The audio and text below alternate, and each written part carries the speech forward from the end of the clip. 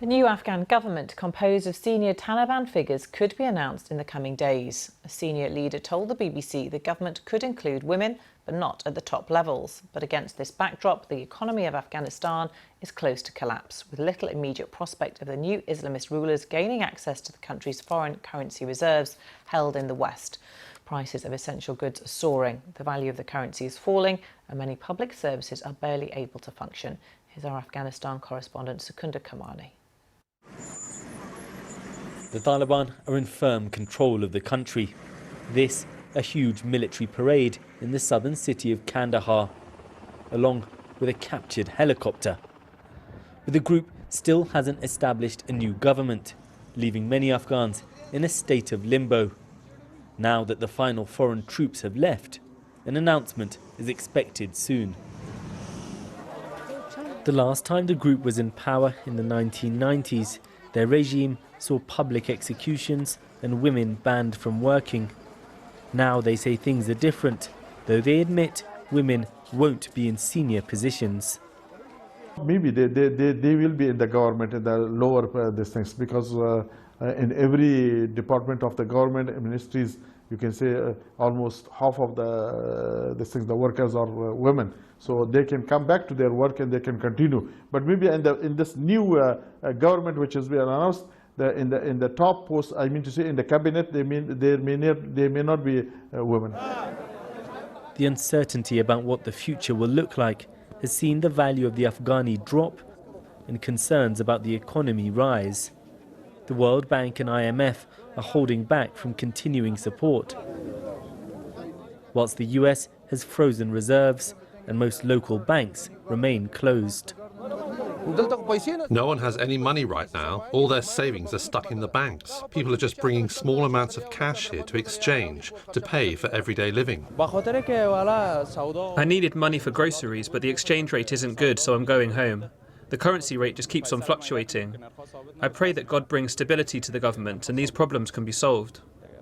The Afghan economy has been heavily dependent on international aid. Whether or not that continues, at least when it comes to the West, is likely to be dependent on what kind of government the Taliban create, what kind of laws it enforces. Governing Afghanistan is going to prove a bigger challenge for the Taliban than taking control of it. They've been holding meetings with senior political figures like former President Hamid Karzai, but many doubt whether they're willing to really share power. Their elusive leader, Mullah Haibatullah, may well be declared leader of an Islamic emirate. These new pictures of some of the final US troops to be withdrawn from Afghanistan. The focus now is on what they've left behind. Sikander Kamani, BBC News, Kabul. Well, our correspondent Yogita Lamai is following developments from Mumbai. Well, every time they speak, there are a few more details that they give out, and them now clearly saying that women will not be in high-ranking positions. I think that's a very clear message to some of the people I've been speaking to who were female members of parliament, female ministers.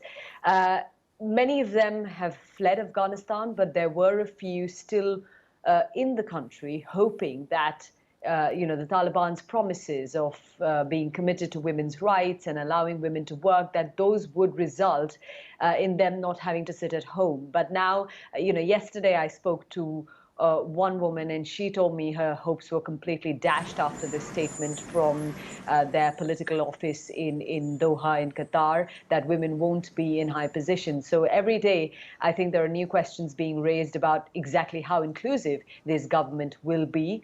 We are hearing that it will be announced in the next 1 or 2 days. And, the major crisis on the ground, as, Sikander reported as well, is a cash crisis, really, rising prices of everything, people not being able to access money. And so, on the ground, people still hoping that whatever kind of government it is, that it's announced and it's in place soon to bring some relative stability for the resumption of operations that are required for daily life. Yeah, how much of a consideration do you think the demands of the international community will be, given that they hold the purse strings to this international aid that the country so desperately needs? Well, you can already see from, how the Taliban have been speaking, how they've been very keen to portray a moderate image. They've been keen to show that they're different now than they were in the 90s. And, a large part of that will be because they recognize that they need, access to a lot of the funds, the international aid that was coming in, as well as the funds that the Afghan central bank holds. And most of those reserves are actually held outside the country. So they need access to that as well. We've also had humanitarian agencies, the UN Security General pointing out that there's a looming humanitarian catastrophe in Afghanistan. 1 in 3 people don't know where the next meal will come from. So increasingly, people who work on the ground in humanitarian agencies saying that, look, it may not be practical, whatever kind of government the Taliban makes, it may not be practical to say, let's cut off all aid together if that doesn't, if that's not the kind of government that people around the world were looking for. Because at the end of the day, it is civilians on the ground, people on the ground, without food, without shelter, without basic medicines, they're going to suffer. Yogit at Lamai there.